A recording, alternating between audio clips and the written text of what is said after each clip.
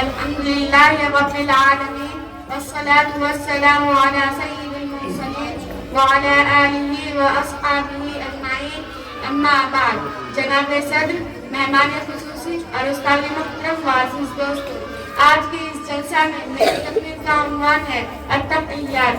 محترم حضرات، آپ کو یہ بھی بخوبی معلوم ہوگا کہ التحیات کا ہم نماز میں پڑھتے ہیں، لیکن کیا ہم نے کبھی یہ جاننے کی کوشش کی یا التحیات کا ترجمہ کیا ہے، اس کا معنی اور مفہوم کیا ہے؟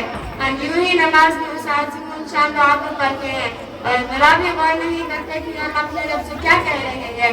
محترم حضرات، سب سے پہلے میں آپ کے سامنے التحیات پیش کرتی ہوں اور اس کا ترجمہ بھی پیش کرتی ہوں۔ التحیات للہ والصلوات والطیبات السلام علیکہ ایھا النبی ورحمۃ اللہ وبرکاتہ۔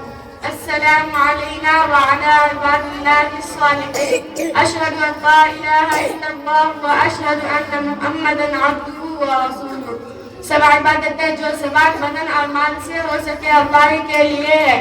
سلام تم پر اے نبی اور اللہ کی رحمت اور اس کی برکتیں، سلامتی ہو ہم پر اور اللہ کی رحمت اور اس کی برکتیں۔ میں گواہی دیتی ہوں کہ اللہ کے سوا کوئی معبود نہیں، اور میں گواہی دیتی ہوں کہ حضرت محمد صلی اللہ علیہ وسلم خدا کے بندے اور اس کے رسول ہے۔